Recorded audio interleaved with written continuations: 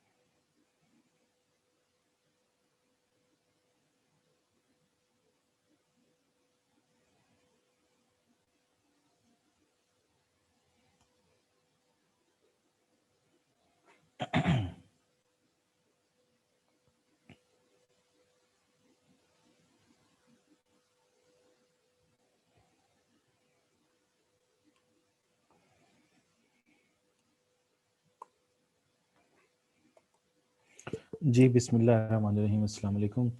आज हम लोगों ने ये सेकंड क्वेश्चन शुरू करना था, सर्कुलर फ्लो ऑफ इनकम, और या इसे circular flow of national income भी कह सकते हैं हम लोग। ठीक है जी।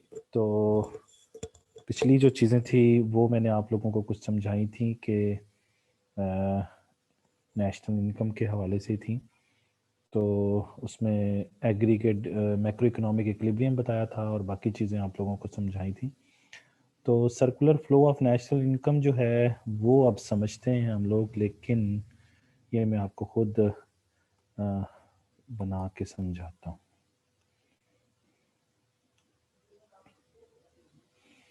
तो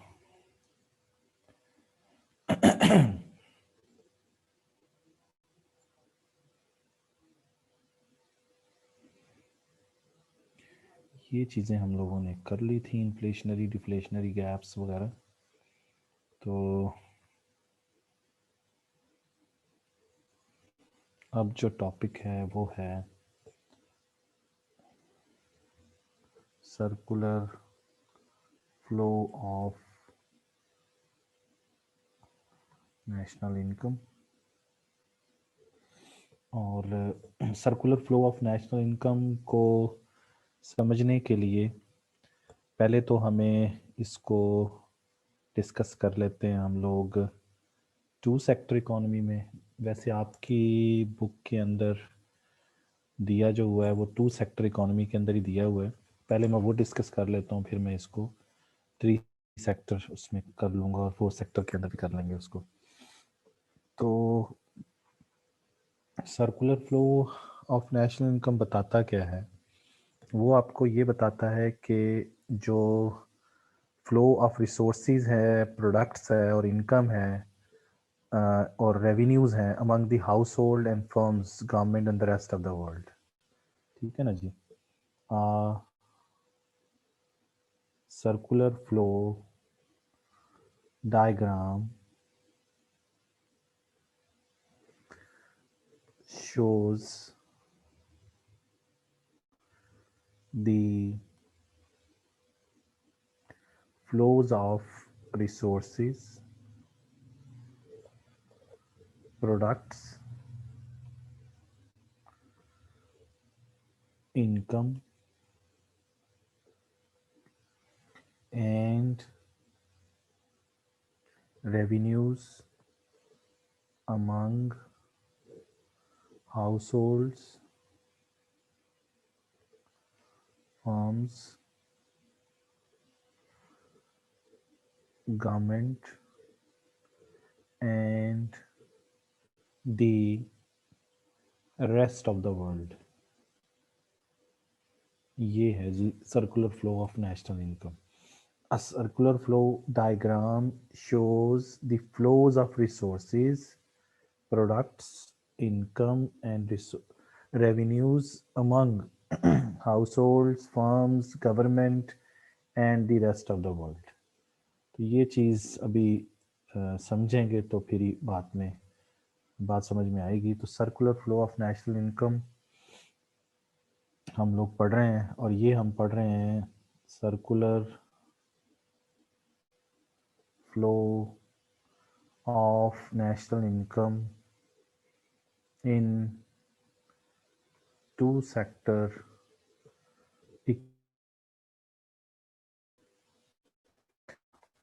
इकोनॉमी मैंने आपको बताया था कि जिसमें दो सेक्टर्स होते हैं, एक में कंज्यूमर्स और दूसरी तरफ क्या होते हैं, प्रोड्यूसर्स होते हैं। ठीक है ना जी। तो दो सेक्टर होते हैं इसके अंदर, कंज्यूमर्स और प्रोड्यूसर्स। अच्छा, अब ये होता क्या है, कोई मुश्किल चीज़ नहीं है, आसान सा ही क्वेश्चन है। इसमें क्या होता है ये मैं आपको अभी समझाता हूँ एक ग्राफ के ज़रिए। ठीक है, ग्राफ के ज़रिए समझते हैं इसको। फर्ज कीजिए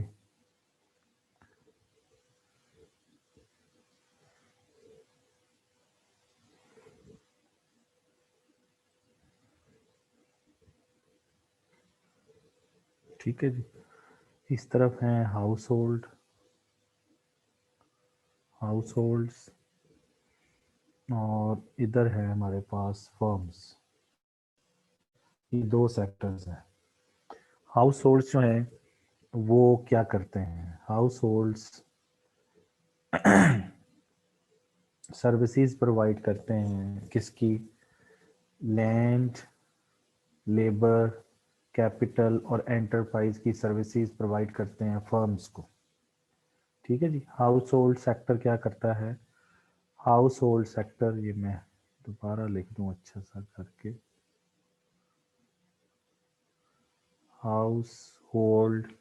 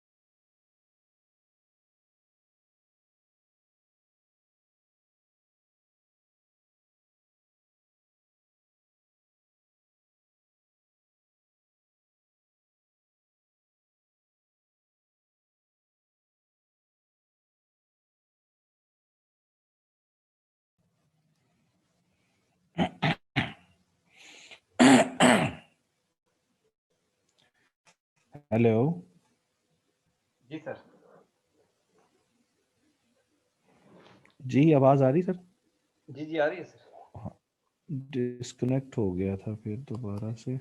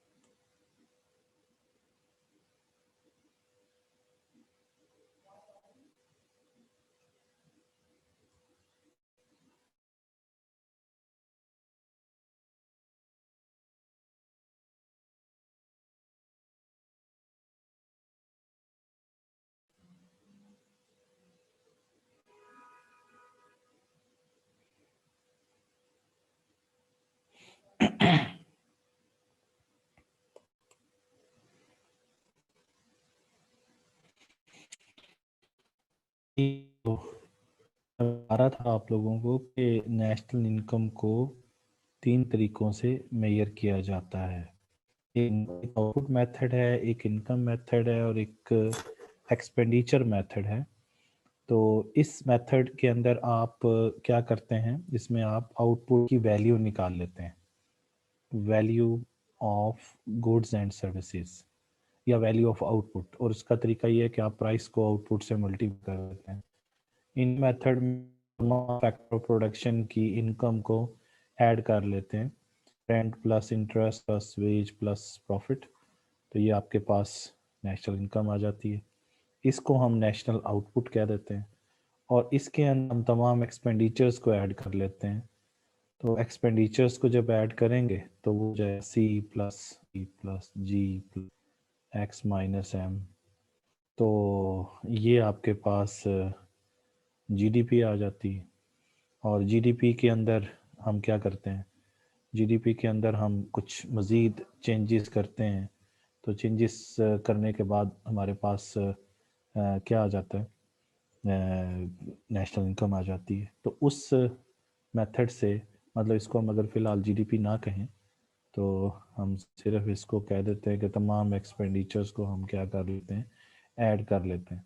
तो ऑल एक्सपेंडिचर्स ऐड कर लेते हैं।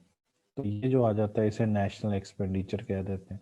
और मैंने आपसे बताया था कि national income is equal to exactly equal to the national output and this is exactly equal to national expenditure। इसको हम नेशनल इनकम आइडेंटिटी कहते हैं। ये मैंने पिछले लेक्चर में समझाया था आपको। नेशनल इनकम आइडेंटिटी कहते हैं। तो यहाँ पे अगर हम चेक करें तो इसको हमने अभी बताया कि जी पहले हाउस होल्ड है और हाउस होल्ड सर्विस डिवाइड करते हैं चारों फैक्टर्स ऑफ प्रोडक्शन की, यानी लैंड, लेबर, कैपिटल और एंटरप्राइज की। और किसको प्रोवाइड करते हैं, फर्म्स को। तो फर्म्स में जाके ये चारों फैक्टर्स क्या करते हैं, ये चारों फैक्टर्स जाके आउटपुट प्रोड्यूस करते हैं। और फर्म्स क्या करती हैं, फर्म्स इन रिवॉर्ड इनको ये रिवॉर्ड है, फर्म्स इनको इन रिवॉर्ड जो है वो इनके मुआवजे दे देती है। जैसे रेंट मिल जाता है, वेजेस मिल जाती हैं, इंटरेस्ट मिल जाता है, ये चारों रिवॉर्ड्स मिल जाते हैं हाउस होल्ड सेक्टर को। फिर अगली बात ये थी कि जब यहाँ पे ये चारों फैक्टर्स ऑफ प्रोडक्शन जो हैं फर्म्स के पास जाते हैं तो यहाँ जाके गुड्स एंड सर्विसेज प्रोड्यूस करते हैं। और फर्म वही गुड्स एंड सर्विसेज किन को बेच देती हैं, सेक्टर को देती हैं। और हाउस होल्ड सेक्टर क्या करता है, हाउस होल्ड सेक्टर यही जो इनकम इन्होंने ली होती है इधर रेंट, वेज और इंटरेस्ट और प्रॉफिट की शक्ल में, ये वापस इनको prices of the goods and services की शक्ल में इनको वापस कर देती है, किसको? हाउस फर्म्स को। तो ये बात समझ में आई आपको? ये जो इसका मतलब ये हुआ कि जो हाउस होल्ड सेक्टर है, ये पहले तो मैंने आपको ये बताया कि दो सेक्टर्स हैं, क्योंकि ये circular flow of national income हम पढ़ रहे हैं टू सेक्टर इकोनॉमी के अंदर। टू सेक्टर मीन्स एक हाउस होल्ड सेक्टर है और दूसरा जो सेक्टर है वो फर्म्स का सेक्टर है। अब फर्म्स क्या करती हैं, हाउस होल्ड क्या करते हैं, वो चारों फैक्टर्स ऑफ प्रोडक्शन की सर्विसेज जो है इनको प्रोवाइड कर देते हैं। किनको? फर्म्स को।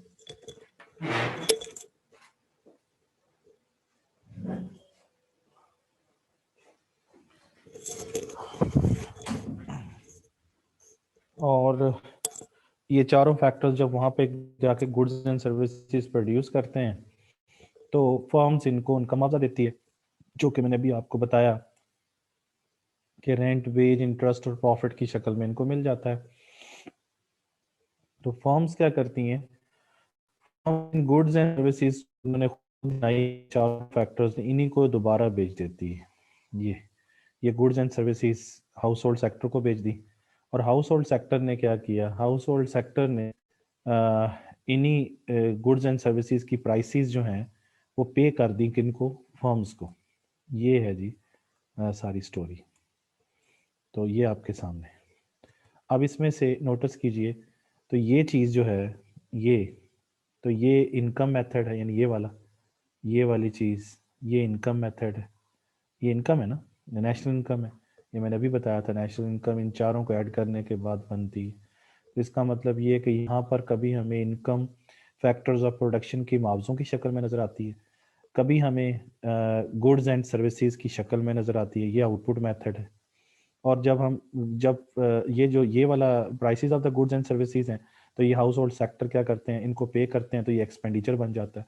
क्योंकि हाउस होल्ड सेक्टर जब इन गुड्स एंड सर्विसेज को लेते हैं तो उसकी प्राइसेस जब पे करेंगे फर्म्स को, तो वो एक्सपेंडिचर बन जाएंगे। तो इसका मतलब ये हुआ कि यहाँ पर हमें इस सर्कुलर फ्लो के अंदर हमें हमें नेशनल इनकम का भी फैक्टर्स ऑफ प्रोडक्शन की जो है वो इनकम की शक्ल में नजर आती है, कभी हमें गुड्स एंड सर्विसेज की शक्ल में नजर आती है, कभी हमें prices of goods and services की शक्ल में नजर आती है। नजर आ रही है, एक है प्लस प्रॉफिट, तो ये है नेशनल इनकम। और फिर हमें नजर आती है गुड्स एंड सर्विसेज की शक्ल में, तो ये है नेशनल आउटपुट। और फिर हमें prices of goods and services में जब वो पे करते हैं तो ये नेशनल एक्सपेंडिचर बन जाता है। और ये नेशनल इनकम ही नेशनल आउटपुट है और नेशनल इनकम ही नेशनल एक्सपेंडिचर है। इसलिए इसको हम circular flow of national income कहते हैं। एक हाउस होल्ड जो है वो फर्म्स के पास जाके गुड्स एंड सर्विसेज को प्रोड्यूस करते हैं और क्या करते हैं वो उन उन फर्म्स उनको उनका मुआवजा देती है। और फिर फर्म्स जो गुड्स एंड सर्विसेज होती हैं वो हाउस होल्ड सेक्टर को बेच देती हैं और हाउस होल्ड सेक्टर जो है वो उनकी कीमतें उनको दे देता है। तो यहाँ पर ये आपको सारी स्टोरी समझ में आ गई होगी। अच्छा, अब यहाँ पे अगर नोटिस करें तो हमारे पास दो चीज़ें नज़र आ रही हैं। एक जो है वो इनर लूप है और एक जो है हमारे पास आउटर लूप है। तो इसके अंदर अगर गौर फरमाएं तो आपको नज़र आएगा कि पहली बात तो ये है कि ये जो अभी हम लोगों ने सर्कुलर फ्लो पढ़ा है ये टू सेक्टर इकोनॉमी में पढ़ा है। और टू सेक्टर इकोनॉमी का मतलब ये है कि ये क्लोज्ड इकोनॉमी है, क्योंकि टू सेक्टर के अंदर फॉरेन ट्रेड सेक्टर जो है वो शामिल नहीं होता। तो ये एक्चुअली क्या है, क्लोज्ड इकोनॉमी की बात हो रही है, टू सेक्टर इकोनॉमी या क्लोज्ड इकोनॉमी। और इसके अंदर अगर हम ये जो बाहर वाली जो लूप है मैंने उसको ग्रीन कलर दे दिया है, तो ग्रीन कलर के अंदर अगर आप देखें तो आपको जो है वो फाइनेंशियल जो है वो फ्लो नज़र आएगा। फाइनेंशियल फ्लो, क्योंकि फाइनेंशियल फ्लो या मनी फ्लो, क्योंकि इसके अंदर इनकम है और प्राइसेस हैं। यानी इसका मतलब ये है कि जो आउटर आउटर लूप है, आउटर लूप के अंदर हमें मनी फ्लो या फाइनेंशियल फ्लो नज़र आ रहा है। क्यों भला? क्योंकि इसके अंदर हमें या तो फैक्टर ऑफ प्रोडक्शन की इनकम नज़र आ रही है, फैक्टर प्राइसिंग जिसे कहते हैं, यानी rent plus wage plus interest plus profit. और दूसरा हमें नज़र आ रहा है इसी ये जो आउटर लूप है ना, ये ग्रीन कलर में मैंने शो किया हुआ है, आपको नज़र आ रहा है। और दूसरा जो हमें नज़र आ रहा है वो आ रहा है prices of the goods and services. तो prices of the goods and services भी फाइनेंशियल है, क्योंकि इसमें प्राइस इन्वॉल्व हो रही है, prices of the goods and services. और दूसरा जो इनर लूप है, इनर लूप जो है वो पर्पल कलर में नज़र आ रही है, वो जो यहाँ से शुरू हो रही है, इस पॉइंट से शुरू हो रही है, यहाँ से आप जा रहे हैं। मैं इसको कोई और कलर करके आपको समझा दूँ। इनर लूप जो है ये वाला, फिर ये सारा इनर लूप है, ये ये ये ये यहाँ तक, ये सारा इनर लूप है। इनर लूप जो है इसको मैंने ये आपको ब्लू कलर से समझाया है। इसमें ज़रा देखें तो इसमें इसको हम इनर लूप यहाँ से शुरू होती है, इस जगह से शुरू होती है और यहाँ आके ख़त्म हो जाती है, ठीक है ना जी। ये यहाँ से शुरू होके यहाँ पे आके ख़त्म हो जाती है, ये इनर लूप है। और जो आउटर लूप है वो यहाँ से शुरू होती है इस जगह से और यहाँ ख़त्म होती है, यहाँ पे इस जगह पे। देखें यहाँ से शुरू हुई, इधर से गई, ये गए, ये दोबारा देखें यहाँ से शुरू किया, ये ये ये ये ये यहाँ से यहाँ पे ख़त्म होगी। तो ये आउटर लूप है। आउटर लूप के अंदर आपको फाइनेंशियल फ्लो नज़र आ रहा है या आपको मनी फ्लो नज़र आ रहा है। इनर जो लूप है, इनर लूप के अंदर आपको रियल फ्लो नज़र आ रहा होगा। रियल फ्लो का ताल्लुक किससे है? रियल फ्लो का ताल्लुक है movement of the factors of production और and goods and services, goods and services. तो आप देखें ये इसमें आपको ग्रीन में नज़र आ रहा होगा कि ये फैक्टर्स ऑफ प्रोडक्शन है और ये गुड्स एंड सर्विसेज है ये। तो इसका मतलब ये है कि इनर फ्लो जो इनर लूप है उसका ताल्लुक रियल फ्लो से है, रियल फ्लो का ताल्लुक फैक्टर्स ऑफ प्रोडक्शन की मूवमेंट से है और गुड्स एंड सर्विसेज से है।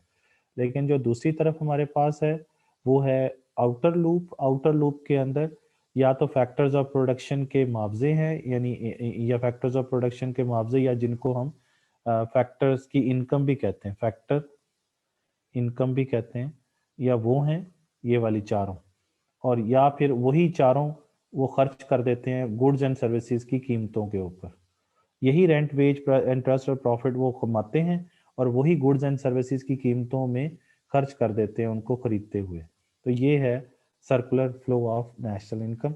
इसके अंदर आपने ये देखा कि हम टू सेक्टर के ऊपर बात कर रहे थे, यहाँ पर हमने गवर्नमेंट को इन्वॉल्व नहीं किया हुआ, ये ज़रा ज़हन में रहे। गवर्नमेंट हमने इन्वॉल्व नहीं किया क्योंकि क्लोज्ड इकोनॉमी में टू सेक्टर इकोनॉमी भी क्लोज्ड इकोनॉमी होती है। क्लोज्ड इकोनॉमी जो होती है वो टू सेक्टर भी होती है, टू सेक्टर इकोनॉमी को भी क्लोज्ड इकोनॉमी कहते हैं और थ्री सेक्टर इकोनॉमी को भी क्लोज्ड इकोनॉमी कहते हैं। लेकिन जो फोर सेक्टर इकोनॉमी होती है उसे वो जो होती है फोर सेक्टर इकोनॉमी जो होती है, फोर सेक्टर इकोनॉमी जिसमें फॉरेन ट्रेड भी इन्वॉल्व हो जाती है, उसको हम जो है वो ओपन इकोनॉमी कहते हैं। तो open economy four sector economy को कहते हैं और क्लोज्ड इकोनॉमी जो होती है वो टू सेक्टर भी होती है और थ्री सेक्टर भी होती है। और इधर मैंने जो क्लोज्ड इकोनॉमी आपको पढ़ाई है वो टू सेक्टर के अंदर पढ़ाया, टू सेक्टर। और टू सेक्टर में कौन कौन से सेक्टर लिए हुए हैं? एक तरफ हमने गवर्नमेंट लिया, एक तरफ हमने हाउस होल्ड सेक्टर लिया हुआ है और दूसरी तरफ हमने फर्म्स लिया हुआ है। और आपको सिर्फ ये बताया है कि ये जो सर्कुलर फ्लो है इसके अंदर आप ये देखें कि ये जो चारों factors of production, land, labour, capital, enterprise, ये जाते हैं फर्म्स के पास और जाके यहाँ पर गुड्स एंड सर्विसेज प्रोड्यूस करते हैं। तो फिर वो जो पैसा कमाते हैं वही फर्म को वापस कर देते हैं, prices of goods and services की शक्ल में उनको पे कर देते हैं। और जब ये चारों फैक्टर्स ऑफ प्रोडक्शन यहाँ पे जाके आउटपुट प्रोड्यूस करते हैं तो फर्म्स उनको उनका मुआवजा देती है गुड्स एंड सर्विसेज प्रोड्यूस करने का। वो रेंट, वेज, इंटरेस्ट और प्रॉफिट की शक्ल में हाउस होल्ड सेक्टर को वापस चला जाता है। हाउस होल्ड सेक्टर वही मुआवजा prices of goods and services की शक्ल में फर्म्स को वापस कर देता है जब उनसे वो खरीदते हैं हाउस होल्ड सेक्टर। ठीक है जी। तो इनर लूप फिर दोबारा समझिए कि house hold sector land labour capital enterprise की सर्विसेज प्रोवाइड करते हैं फर्म्स को, और फर्म्स उनसे गुड्स एंड सर्विसेज बना के उनको दोबारा बेच देती है। और जब ये यहाँ पे गुड्स एंड सर्विसेज प्रोड्यूस करते हैं तो फर्म उनको ये मुआवजा देते हैं, और ये चारों फैक्टर्स रेंट, वेज, इंटरेस्ट और प्रॉफिट की शक्ल में मुआवजा लेते हैं, और फिर वही मुआवजा prices of goods and services की शक्ल में वापस कर देते हैं फर्म्स को। और यही कुछ पूरी दुनिया में हो रहा है, आप जरा चेक कर लें। ठीक है ना। तो इसका मतलब नेशनल इनकम कभी आउटपुट की शक्ल में नजर आती है, कभी वो नेशनल एक्सपेंडिचर की शक्ल में नजर आती है, और कभी वो नेशनल खुद इनकम की शक्ल में नजर आती है हमें। ठीक है जी। तो इस के अंदर हमने अज्यूम किया है कि यहाँ पर ना तो गवर्नमेंट है इसके अंदर और ना ही फॉरेन ट्रेड सेक्टर है इसके अंदर, ये क्लोज्ड इकोनॉमी है। और क्लोज्ड इकोनॉमी का भी 2 सेक्टर इकोनॉमी अभी पड़ा, 3 सेक्टर अभी हम लोगों ने इसके अंदर डिस्कस नहीं किया। इसके अंदर मजीद ये एजम्पशन लिया जाता है कि जितनी भी हाउस होल्ड सेक्टर अर्निंग करते हैं वो सारी की सारी खर्च कर देते हैं और वो सेविंग नहीं करते हैं, समझ गए। और दूसरी तरफ ये भी फर्ज किया जाता है कि जो फर्म्स जितनी भी गुड्स एंड सर्विसेज प्रोड्यूस करते हैं वो सारी की सारी हाउस होल्ड सेक्टर को बेच देते हैं, कोई वो उसमें से नहीं बचाते हैं। यानी ना तो फर्म बचाती हैं और ना ही हाउस होल्ड सेक्टर बचाते हैं, ये फर्ज किया गया है। लेकिन इस फर्ज को हम आगे चलकर रिलैक्स भी कर देंगे, इस अजम्पशन को हम रिलैक्स भी कर सकते हैं आगे चलकर। ठीक है ना। लेकिन फिलहाल ये है कि जितनी इनकम वो अर्न करते हैं उतनी ही खर्च कर देते हैं, और फर्म जितनी गुड्स एंड सर्विसेज प्रोड्यूस करते हैं वो उतनी ही उनको सेल कर देते हैं वहां पे। तो ये मैंने आपको circular flow of national income पढ़ाया 2 सेक्टर इकोनॉमी के अंदर। और अगर हम यहाँ पे इसी circular flow of national income के अंदर 3 सेक्टर यानी गवर्नमेंट को इन्वॉल्व कर लें तो वो भी किया जा सकता है। वो कैसे किया जा सकता है मैं अभी आपको दोबारा से आगे समझा देता हूँ कि कैसे किया जा सकता है इसके अंदर। ठीक है ना जी। तो ये देखिए यहाँ पे बनाते हैं, यहाँ पे मैं दोबारा लिख रहा हूँ circular flow of national income in 3 sector economy. अब ये 3 सेक्टर है तो तब भी ये क्या कहलाएगी, क्लोज्ड इकोनॉमी कहलाएगी, क्योंकि अब इसमें ये होगा कि 2 सेक्टर तो वो आ जाएंगे कौन से, यानी एक तरफ फर्म्स आ जाएंगी जैसे हमने पहले पढ़ा था फर्म्स, और दूसरी तरफ कौन आ जाएंगे, दूसरी तरफ हाउस होल्ड सेक्टर आ जाएगा, ये 2 सेक्टर हो जाएगा। और ये हाउस होल्ड सेक्टर आ गया, हाउस होल्ड सेक्टर। तो वही सारी स्टोरी है, यानी पहले जो है वो हाउस होल्ड सेक्टर यहाँ पर जाएंगे, लैंड, लेबर, कैपिटल और एंटरप्राइज की सर्विसेज इनको देंगे, और फर्म्स क्या करेंगी इसके बदले में इनको मुआवजा देंगी, यानी रेंट देंगी, वेज देंगी, इंटरेस्ट देंगी और प्रॉफिट देंगी इनको, ये वही चीज़ दोबारा। और जब ये यहाँ पे गुड्स एंड सर्विसेज बनाएंगे तो firm in goods and services को इनको बेच देगी, किनको, हाउस होल्ड सेक्टर को। और हाउस होल्ड सेक्टर क्या करेंगे, house hold sector prices of goods and services firms को पे कर देंगे। तो ये वही दोबारा मैंने बना दिया, ये 2 सेक्टर इकोनॉमी के अंदर ऐसे है जो मैंने रिपीट किया है इसको। लेकिन अब इसके अंदर अगर हम गवर्नमेंट इन्वॉल्व कर लें यहाँ पे, ये मैंने अब तीसरा सेक्टर भी इसमें बना दिया है। ये क्या है, ये है गवर्नमेंट। तो गवर्नमेंट भी इन्वॉल्व होगी। अब यहाँ पे ये 3 सेक्टर की हमने बात की थी ना, 3 सेक्टर इकोनॉमी। तो 3 सेक्टर इकोनॉमी भी क्या है, ये भी क्लोज्ड इकोनॉमी है, क्योंकि जब तक फॉरेन ट्रेड सेक्टर नहीं लगाएंगे वो ओपन इकोनॉमी नहीं हो सकती। अब जब हम गवर्नमेंट को इन्वॉल्व करते हैं तो जब गवर्नमेंट इन्वॉल्व करेंगे तो क्या होगा, जाहिर सी बात है फिर आपको ये समझना है कि गवर्नमेंट क्या करती है।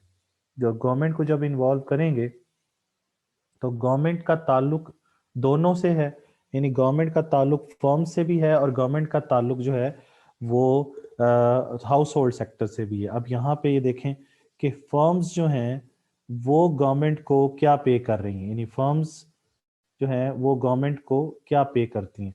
तो फर्म्स गवर्नमेंट को टैक्स देती हैं, टैक्स, और प्लस कोई फी वगैरह हो तो वो देती हैं। ठीक है ना जी।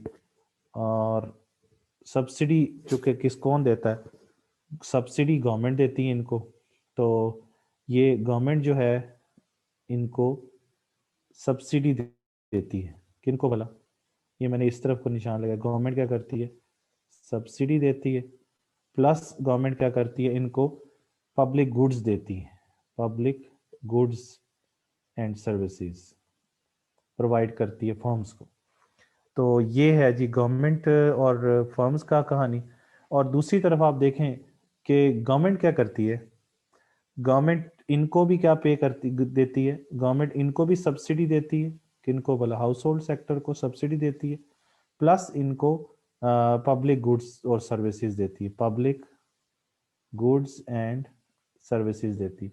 हाउस होल्ड सेक्टर गवर्नमेंट को क्या देते हैं, तो वो टैक्सेस देते हैं प्लस फी देते हैं, ठीक है ना जी। तो ये हैं जो हाउस होल्ड सेक्टर प्रोवाइड करता है गवर्नमेंट को, और गवर्नमेंट जो प्रोवाइड करती है हाउस होल्ड सेक्टर को। तो ये 3 सेक्टर इकोनॉमी में मैंने सर्कुलर फ्लो आपको समझा दिया, ठीक है ना जी। तो इसके बाद इसमें आप अगर इसके अंदर आप लिख लें 4 सेक्टर इकोनॉमी में कर लें इसको मैं अगर यहीं पे ही इसको मिटा दूं और इसको मैं लिख दूं 4 सेक्टर इकोनॉमी, तो 3 भी हो जाएगा 4 भी हो जाएगा, इकट्ठे ही कर लेते हैं। तो 4 सेक्टर इकोनॉमी कैसे होगा, अब इस ये अब हम यहाँ पे लिख सकते हैं ओपन इकोनॉमी। तो ओपन इकोनॉमी में अब क्या आएगा, अब आपके पास 4 सेक्टर भी आ जाएगा, यानी आपके पास जो सर्कुलर फ्लो के अंदर फॉरेन ट्रेड सेक्टर है वो भी आ जाएगा। तो यहाँ पर अब आप देखिए कि कैसे होगा। तो उसमें आपको क्या करना पड़ेगा, यहाँ पर एक और चौथा सेक्टर बनाना पड़ेगा, और वो होगा इसे हम कहेंगे रेस्ट ऑफ द वर्ल्ड। तो रेस्ट ऑफ द वर्ल्ड, अब रेस्ट ऑफ द वर्ल्ड जो है उसका ताल्लुक आपकी फैक्टर मार्केट के साथ भी है। ये फैक्टर मार्केट है, लैंड लेबर कैपिटल एंटरप्राइज, और ये आपकी गुड्स मार्केट है, यानी इसका ताल्लुक आपकी किससे है, गुड्स मार्केट के साथ है, और इसका ताल्लुक आपका किसके साथ है, फैक्टर मार्केट के साथ है, ठीक है ना जी, फैक्टर मार्केट। तो इसका मतलब ये हुआ कि गुड्स मार्केट के अंदर हमारी जो foreign rest of the trade है उसमें ये यहाँ से गुड्स इधर भी आती हैं इधर भी जाती हैं, और इधर से रेस्ट ऑफ द वर्ल्ड से भी हमारे मुल्क में भी गुड्स आती हैं और जाती हैं, ये हमने इनको इन्वॉल्व कर लिया, ठीक है ना जी। ये चौथा सेक्टर इन्वॉल्व हो गया कि यहाँ से गुड्स एंड सर्विसेज आती भी हैं और जाती भी हैं, ठीक है ना जी। तो दोनों तरफ मैंने एरोज लगाए हैं।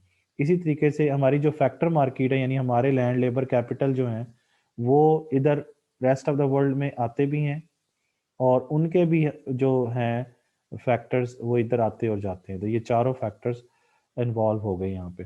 तो बहरहाल ये सर्कुलर फ्लो है जो कि 4 सेक्टर इकोनॉमी के अंदर मैंने आपको समझा दिया।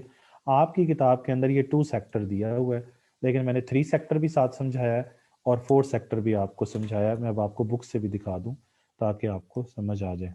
ये देखें, ये बुक के अंदर आपको नज़र आ रहा होगा, ये यहाँ पे लिखा हुआ है सर्कुलर फ्लो ऑफ इनकम। तो circular flow of income means circular flow of national income. तो अब यहाँ पे इसने ये बताया हुआ है कि circular flow of national income in economy describes how the income earned for producing output are recycled back to provide expenditure to buy output of the economy. यही है ना कि ये जो इन्होंने, ये देखें यहाँ पे कि हाउस होल्ड सेक्टर ने जो प्रोडक्टिव रिसोर्सेज के तौर पर काम किया होता है किधर भला, फर्म्स के अंदर, यानी लैंड लेबर कैपिटल और एंटरप्राइज की सर्विसेज दी होती हैं, इधर आपको डॉटेड लाइन से नजर आ रहा है। तो फर्म इनको इन फैक्टर्स ऑफ प्रोडक्शन को पे करती है। तो ये समझ आ रही है, ये इनको पे करती है। ये जो ऊपर वाली लाइन आपको नजर आ रही है, ये वाली, ये पेमेंट हो रही है फर्म्स की तरफ से किन को भला, इनको हाउस होल्ड को। अब हाउस होल्ड क्या करते हैं, यही जो पेमेंट होती हैं अखराजात की सूरत में वापस इनको दे देती हैं, पैसों की सूरत में दोबारा, क्योंकि फर्म से वो क्या खरीदते हैं, गुड्स एंड सर्विसेज खरीदते हैं, तो उनका एक्सपेंडिचर हो जाता है गुड्स एंड सर्विसेज। तो यही वो कह रहे हैं रिसाइकल बैक। तो रिसाइकल्ड बैक का मतलब ये है कि जो इनकम उन्होंने अर्न की थी, ये इनकम अर्न की थी, और किस लिए की थी, क्योंकि उन्होंने हाउस होल्ड सेक्टर ने यहाँ पर जाके वर्क किया था फर्म के अंदर, क्या किसके तौर पर वर्क किया था, इन चारों फैक्टर्स के तौर पर काम किया था। तो उन्होंने आउटपुट प्रोड्यूस की थी, आउटपुट प्रोड्यूस करने के नतीजे में उनको ये मुआवजे मिले थे, और ये मुआवजे क्या थे, रेंट मिला था, वेज मिला था, इंटरेस्ट मिला था और प्रॉफिट मिला था। ये चार मुआवजे मिले थे, और यही चारों मुआवजे रिसाइकल बैक हो गए, किसके पास चले गए दोबारा से। ये देखें, ये इसके साथ कनेक्ट हो रहा है, ये दोबारा से इनके पास, फर्म्स के पास दोबारा पहुंच गए इधर। एक्सपेंडिचर जब इन्होंने किया गुड्स एंड सर्विसेज के ऊपर, तो गुड्स एंड सर्विसेज के ऊपर एक्सपेंडिचर, क्योंकि उन्होंने इसी आउटपुट को जो इन्होंने प्रोड्यूस की थी खुद ही इन्होंने खरीदनी है, कि इन्होंने खरीदनी है, हाउस होल्ड सेक्टर परचेज करता है और हाउस होल्ड सेक्टर ही प्रोड्यूस करता है, ये जेहन में रखें। यानी चारों फैक्टर्स ही प्रोड्यूस करते हैं और चारों फैक्टर्स ही दोबारा उसको खरीद लेते हैं फर्म से। क्योंकि जब उनको ये इनकम मिल जाती है फर्म्स की तरफ से, तो फर्म से वो दोबारा वो वापस कर देती है फर्म को पैसे, और फर्म फिर दोबारा आउटपुट प्रोड्यूस करवाती है और उनको पैसे देती है, और हाउस होल्ड सेक्टर फिर दोबारा उनको खरीद के फिर वो वापस पैसे कर देता है। और हर साल यही होता रहता है, हर वक्त यही कुछ हो रहा है। ठीक है ना जी। तो ये मैंने आपको टू सेक्टर के अंदर ये समझाया। ये जो आपके पास सर्कुलर फ्लो है ना, ये टू सेक्टर इकोनॉमी के अंदर नजर आ रहा है, और आपको भी नजर आ रहा होगा कि यहाँ पर हमें सिर्फ दो ही नजर आ रहे हैं, एक आपको हाउस होल्ड सेक्टर नजर आ रहा है और एक आपको फर्म नजर आ रहा है, यानी टू सेक्टर नजर आ रही है। मैंने आपको थ्री सेक्टर में भी बताया और मैंने आपको फोर सेक्टर, और यहाँ पे देखें उसने ये बताया हुआ है कि ये क्लोज्ड इकोनॉमी है, बेसिक क्लोज इकोनॉमी का मॉडल है विदाउट फॉरेन ट्रेड। इसमें हमने सिर्फ दो सेक्टर लिए हैं, फर्म्स और हाउस होल्ड। इसमें गवर्नमेंट भी नहीं है, गवर्नमेंट इंटरवेंशन भी नहीं है, और कोई एक्सपोर्ट इंपोर्ट नहीं है, क्योंकि एक्सपोर्ट इंपोर्ट ना होने का मतलब विदाउट फॉरेन ट्रेड। और इसलिए इसमें यह भी फर्ज किया जाता है कि तमाम इनकम जो हाउस होल्ड सेक्टर ने कमाई है रेंट, वेज, इंटरेस्ट और प्रॉफिट की शक्ल में, वो सारी की सारी खर्च कर देगी उन्हीं गुड्स एंड सर्विसेज के ऊपर जो उन्होंने खुद प्रोड्यूस की होती हैं। ये तो ये circular flow of national income बड़ा सिंपल सा क्वेश्चन था, मैंने आपको समझा दिया। और अब जो है अगला क्वेश्चन, यानी थ्री सेक्टर में भी मैंने समझा दिया और फोर सेक्टर में भी समझा दिया, इस किताब में नहीं था लेकिन मैंने आपको समझा दिया थ्री सेक्टर और फोर सेक्टर के अंदर भी।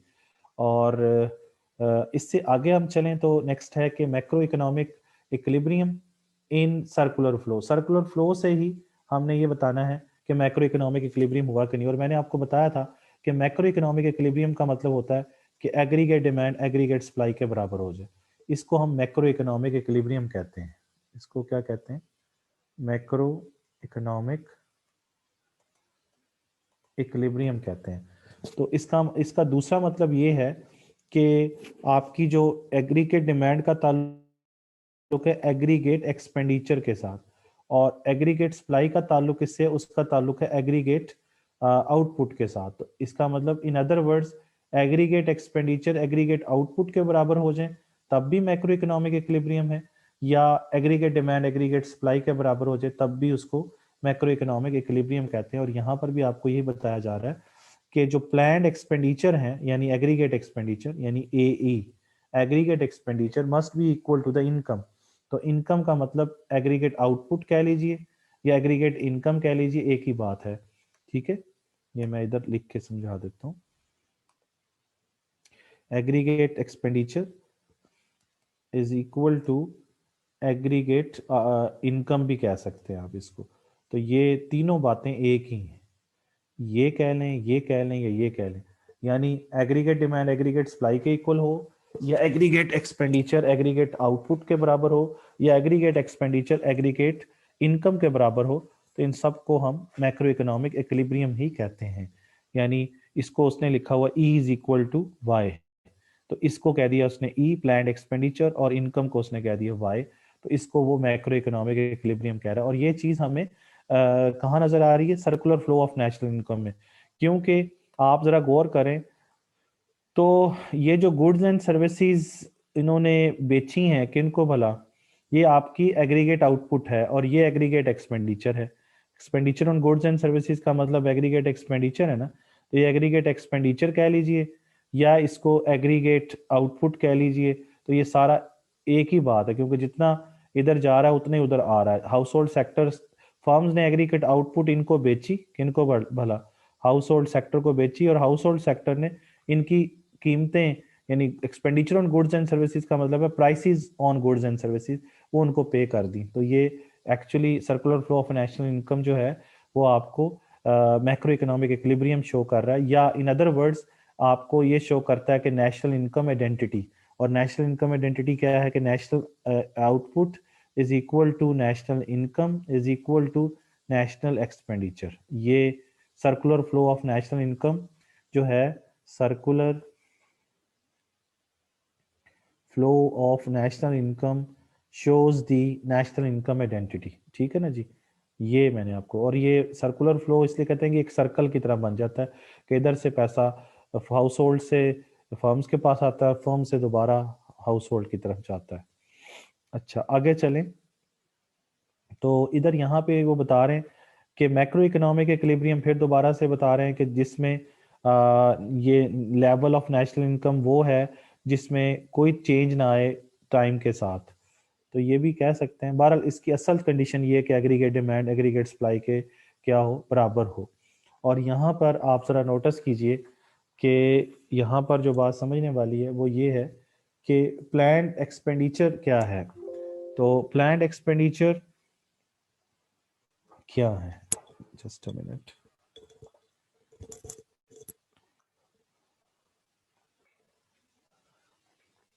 जी, तो प्लान्ड एक्सपेंडिचर आपको बता रहे हैं। प्लान्ड एक्सपेंडिचर यानी ई का मतलब है कि value of goods and services household intend to purchase. Planned का मतलब होता है इंटेंड, इरादा करना, ड्यूरिंग द ईयर यानी एक साल के अरसे में जो हाउस होल्ड सेक्टर जो है वो उसको खरीदना चाह रहा है, वो उसको हम प्लान्ड एक्सपेंडिचर कहते हैं। यानी कितना खर्चा करना चाह रहा है गुड्स एंड सर्विसेज के ऊपर हाउस होल्ड सेक्टर एक साल के अंदर। तो दूसरा ये है इनकम। तो इनकम क्या है, वो आपको बता रही है कि अर्निंग्स, एक्चुअल अर्निंग्स हैं इनकम जो है, और वो जनरेट कैसे करेंगे आप गुड्स एंड सर्विसेज को प्रोड्यूस करके अपनी economic present level of activity जो भी आप कर रहे हैं, तो आप as a factor of production working करेंगे, और जो भी आप एक्चुअल अर्निंग जनरेट करेंगे गुड्स एंड सर्विसेज को प्रोड्यूस करके, वो आपकी एक्चुअल इनकम कहलाएगी। और इसको एग्रीगेट सप्लाई भी कहा जाता है। मैंने अभी आपको बताया था कि इसको एक्चुअल इनकम कह लीजिए, ये अभी मैंने बताया कि एग्रीगेट सप्लाई कह लें या एग्रीगेट आउटपुट कह लें या एग्रीगेट इनकम कह लें, एक ही बात है।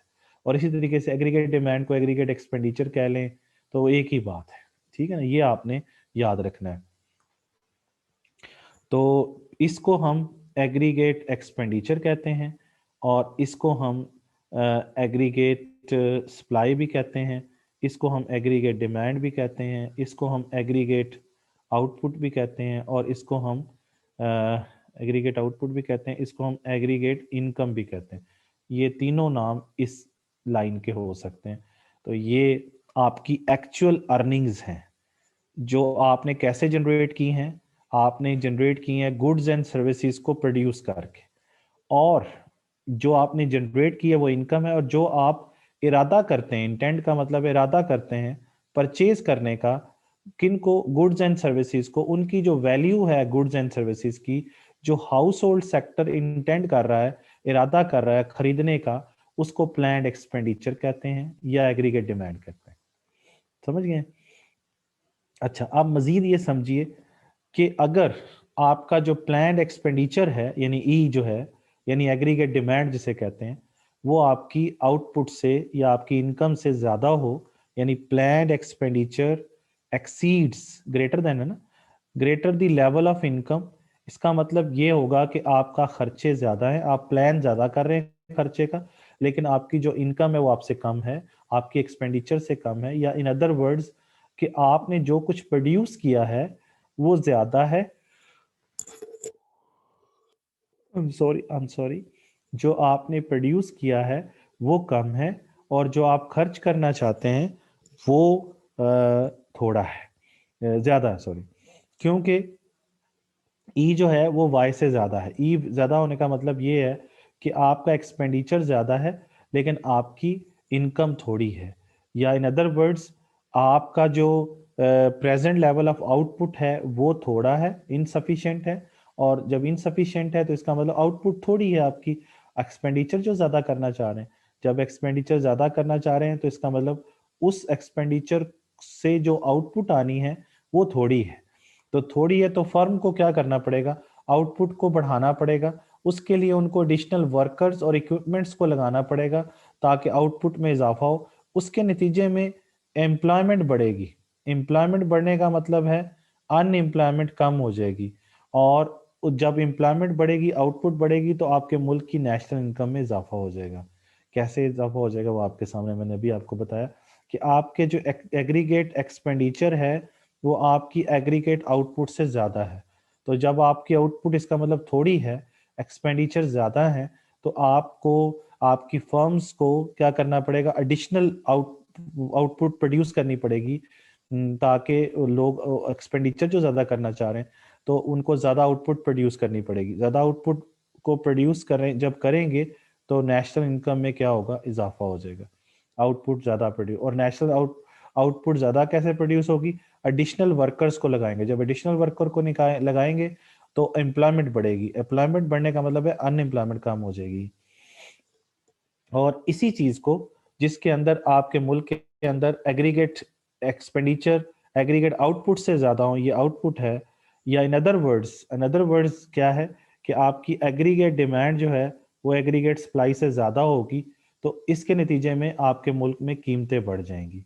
और जब ये कीमतें बढ़ जाएंगी तो इस चीज को हम इन्फ्लेशनरी गैप भी कहते हैं। ये पहले भी बताया था, इन्फ्लेशनरी गैप। इसका मतलब कि एग्रीगेट डिमांड एग्रीगेट सप्लाई से ज्यादा हो, या इन अदर वर्ड्स कि ई ज्यादा हो किससे, वाई से, तो फिर कीमतें बढ़ना ही होती हैं, क्योंकि डिमांड ज्यादा है तो कीमतें बढ़ेंगी और इसके नतीजे में इन्फ्लेशन होगा, महंगाई होगी। तो इन्फ्लेशनरी गैप इसे कहेंगे, और ये यहाँ पे लिखा भी हुआ है, इन्फ्लेशनरी गैप। अच्छा, दूसरी तरफ देखें कि आपको नजर आ रहा है कि आपका जो लेवल ऑफ प्लान्ड एक्सपेंडिचर है वो बिलो है, यानी आपका जो एग्रीगेट डिमांड है वो कम है एग्रीगेट सप्लाई से। तो डिमांड जब कम होगी तो प्राइसेस नीचे आएंगी, जब प्राइसेस नीचे आएंगी तो इसको हम डिफ्लेशनरी गैप कहेंगे। तो ये डिफ्लेशनरी गैप है, यानी ये जो बी है, यानी E is less than Y का मतलब डिफ्लेशनरी गैप है। और इसका मतलब ये है कि आपका एक्सपेंडिचर थोड़ा है, एग्रीगेट एक्सपेंडिचर थोड़ा है, और आपकी एग्रीगेट आउटपुट ज़्यादा है। एग्रीगेट आउटपुट ज़्यादा है, तो जब प्रोडक्शन ज़्यादा हो जाएगी और एक्सपेंडिचर कम होगा तो इसके नतीजे में आपको आउटपुट में कमी लानी पड़ेगी, क्योंकि पहले ही आउटपुट ज़्यादा है। जब आउटपुट कम करेंगे तो लोगों को रोज़गार कम मिलेगा, एम्प्लॉयमेंट कम हो जाएगी। एम्प्लॉयमेंट कम होने का मतलब अनएम्प्लॉयमेंट बढ़ जाएगी। और दूसरा ये होगा कि जब आउटपुट कम प्रोड्यूस होगी तो उसके नतीजे में आपकी जो नेशनल इनकम है वो कम प्रोड्यूस होगी। जाहिर सी बात है, जब आउटपुट ही कम है तो आउटपुट कम होने का मतलब नेशनल इनकम कम है, तो नेशनल इनकम कम हो जाएगी आपके मुल्क में। तो मैक्रो इकोनॉमिक इक्विलिब्रियम इसका मतलब अगर नहीं होगा तो फिर या तो फिर डिसइक्विलिब्रियम होगा। और मैक्रो इकोनॉमिक डिसइक्विलिब्रियम का मतलब ये है कि या तो इन्फ्लेशनरी गैप होगा या डिफ्लेशनरी गैप होगा। यानी इन अदर वर्ड्स, या एग्रीगेट डिमांड एग्रीगेट सप्लाई से ज़्यादा होगी, या एग्रीगेट डिमांड एग्रीगेट सप्लाई से कम होगी। लेकिन अगर ये बराबर हो जाती है, एग्रीगेट डिमांड एग्रीगेट सप्लाई के बराबर हो जाती है, तो फिर मैक्रो इकोनॉमिक इक्विलिब्रियम उसे कहेंगे। तो ये macroeconomic equilibrium means when planned expenditure is equal to the actual income, यानी E is equal to Y, या aggregate demand is equal to aggregate supply, या aggregate expenditure is equal to aggregate output. ये जो मर्जी कह लें, ये सारी चीज़ें किसको शो कर रही हैं, ये तीनों कंडीशन मैक्रो इकोनॉमिक इक्विलिब्रियम को शो करती हैं। इसको हम मैक्रो इकोनॉमिक इक्विलिब्रियम कहते हैं। ठीक है जी, यहाँ तक बात समझ में आ गई होगी। अच्छा, अब इससे आगे चलें तो नेक्स्ट जो टॉपिक है वो है इसी से रेलेवेंट, वो है circular flow of national income. के अंदर हमने ये समझना है कि विदड्रॉल्स और इंजेक्शंस क्या क्या होते हैं। ये मैं पहले आपको समझा लूं, फिर मैं मजीद इस पे बात करता हूँ।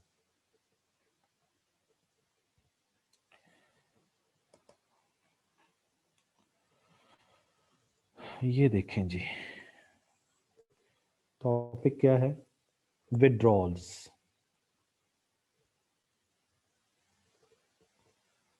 विदड्रॉल्स या दूसरा क्या चीज है, इंजेक्शंस। इंजेक्शंस, विड्रॉल्स को W बोलते हैं और इंजेक्शंस को J, ये J इसमें आता है इंजेक्शंस और इसको W, विड्रॉल्स। विड्रॉल्स जो हैं उसका क्या मतलब है, विड्रॉल का मतलब है कि वो फंड्स जो कि सर्कुलर फ्लो से बाहर आ जाते हैं, यानी funds out of the circular flow of national income, वो फंड्स जो circular flow of national income से बाहर आ जाते हैं, ठीक है जी, उसे विड्रॉल्स कहते हैं। और वो फंड्स जो कि in the circular flow of national income, जो circular flow of national income के अंदर चले जाते हैं, in the circular flow of national income, और जो आउट हो जाते हैं उसको हम विड्रॉल्स कहते हैं, जो निकल जाते हैं। विड्रॉ का वैसे मतलब ये होता है निकालना, इंजेक्ट का मतलब होता है अंदर डालना। तो विड्रॉल्स और इंजेक्शंस दो चीजें समझनी है। विड्रॉल्स जो हैं उनको हम लीकेजेस भी कहते हैं, लीक हो जाता है, लीकेजेस भी कहते हैं, विड्रॉल्स को हम लीकेजेस भी कहते हैं। ये समझ आ गई, यानी जो funds circular flow of national income से बाहर आ जाएं उनको हम कहते हैं विड्रॉल्स, और वो फंड्स जो circular flow of national income के अंदर जाते हैं उनको हम इंजेक्शंस कहते हैं। अच्छा, अब ये बात समझिए कि फर्ज कीजिए, मैं एक एग्जांपल से आपको समझा देता हूँ कि यहाँ पर हाउस होल्ड सेक्टर है और यहाँ पर क्या है, यहाँ पे फर्म्स हैं। तो क्या हुआ कि फर्म्स ने, हाउस होल्ड सेक्टर ने फर्म्स के पास जाके काम किया और फर्म्स ने इनको क्या दिया, इनको फर्ज कर लें कि इनकम दी 100 रुपये। किनको भला, हाउस होल्ड सेक्टर को। हाउस होल्ड सेक्टर ने अच्छा, फर्म्स ने इनको गुड्स एंड सर्विसेज बेची, हाउस होल्ड सेक्टर ने इनको इनके पैसे दिए। जब वो पैसे दिए तो वो दिए इन्होंने 80 रुपये। तो इसका मतलब है कि 100 रुपये कमाया था हाउस होल्ड सेक्टर ने, लेकिन उन्होंने फर्म को कितने वापस दिए, 80 रुपये। किस लिए दिए, क्योंकि उन्होंने गुड्स एंड सर्विसेज को खरीदा था, किन से, प्राइसेस की शक्ल में पे किया फर्म्स को, लेकिन इन्होंने एस कितना है 20, तो 20 रुपये बचा ली। ये देखें, ये जो 20 रुपये इधर से निकल गए हैं, यानी अब 80 रुपये वापस इनके पास गए, तो 100 रुपये था, 80 रुपये वापस गया, तो 20 रुपये उसमें से निकल गया सेविंग के तौर पर, तो ये आउट हुआ है। तो ये इसे क्या कहेंगे, विड्रॉल्स कहेंगे। ये मैंने आपको एक थोड़ा एग्जाम्पल देके समझाया, ठीक है। अब आपने ये समझना है कि यानी जरूरी नहीं है, वहां पीछे तो हमने एग्ज्यूम किया था ना कि जितना इनकम होता है उतना ही एक्सपेंडिचर होता है, यानी इसमें कोई सेविंग नहीं होती, लेकिन यहाँ पे मैंने अब आपको करके दिखाया कि नहीं, जरूरी नहीं है कि जितना इनकम हो उतना ही वापस एक्सपेंडिचर भी हो, लेकिन सर्कुलर फ्लो में हमने उधर फर्ज किया था, इधर नहीं। तो इधर ये ज़हन में रखें कि जो एग्रीगेट डिमांड है, एग्रीगेट डिमांड अपना 2 सेक्टर इकोनॉमी के अंदर, 3 सेक्टर इकोनॉमी के अंदर, 4 सेक्टर इकोनॉमी के अंदर। तो हमने ये पढ़ा था y is equal to C plus I, फिर पढ़ा था y is equal to C plus S. इसको मैंने आपको बताया था एग्रीगेट डिमांड कहते हैं, इसको एग्रीगेट सप्लाई कहते हैं, ऐसे ही है ना। फिर इसी तरीके से मैंने आपको बताया था 2 सेक्टर के अंदर, 2 सेक्टर इकोनॉमी के अंदर एग्रीगेट डिमांड एग्रीगेट सप्लाई की इक्वेशंस। और इस तरह 3 सेक्टर के अंदर मैं बताया था y is equal to C plus I और जी, और इधर y is equal to C plus S plus T. तो ये एग्रीगेट डिमांड की इक्वेशन, ये एग्रीगेट सप्लाई की इक्वेशन, और ये दोनों किसकी हैं, ये तो 2 सेक्टर की थे ना, ये किसकी हैं, ये 3 सेक्टर के अंदर, 3 सेक्टर इकोनॉमी के अंदर, ठीक है ना जी। और फिर मैंने आपको 4 सेक्टर के अंदर भी बताया था कैसे होता है। तो ये y is equal to C plus I plus G plus X, और फिर y is equal to C plus S plus T plus M. तो ये एग्रीगेट डिमांड और ये एग्रीगेट सप्लाई, ये मैंने 4 सेक्टर की बात की थी, 4 सेक्टर इकोनॉमी। अब आप ये इक्वेशन समझ चुके हैं सबकी, यानी 4 सेक्टर के अंदर भी, 3 सेक्टर के अंदर भी और 4 सेक्टर के अंदर भी, इन दोनों को हम क्लोज्ड इकोनॉमी कहते हैं। मैंने पहले भी बताया था, इन दोनों को हम क्लोज्ड इकोनॉमी कहते हैं, और ये जो है इसको ओपन इकोनॉमी कहते हैं। किसको भला?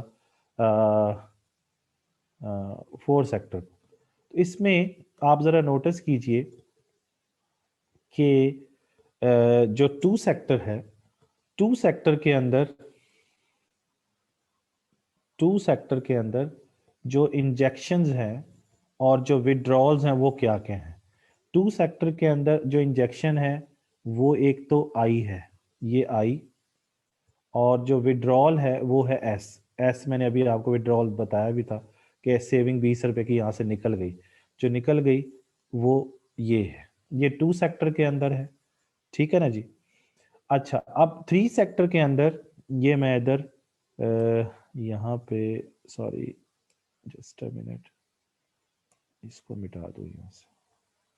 ये देखें, यहाँ पे लिख देते हैं, जे का मतलब है इंजेक्शंस और इसका मतलब है विड्रॉल्स। तो ये जो आपके सामने है ये 2 सेक्टर के अंदर। अब 3 सेक्टर के अंदर जब आप जाएंगे तो 3 सेक्टर के अंदर आई, ये देखें 3 सेक्टर के अंदर एक आई है और एक जी है, आई प्लस जी। और विड्रॉल्स कौन कौन से हैं? एस और ये टी, एस प्लस टी। तो ये 3 सेक्टर के अंदर इंजेक्शंस और विड्रॉल्स। ठीक है ना जी। अच्छा, 4 सेक्टर के अंदर देखें, 4 सेक्टर के अंदर जो इंजेक्शंस हैं वो हैं आई, जी और एक्स।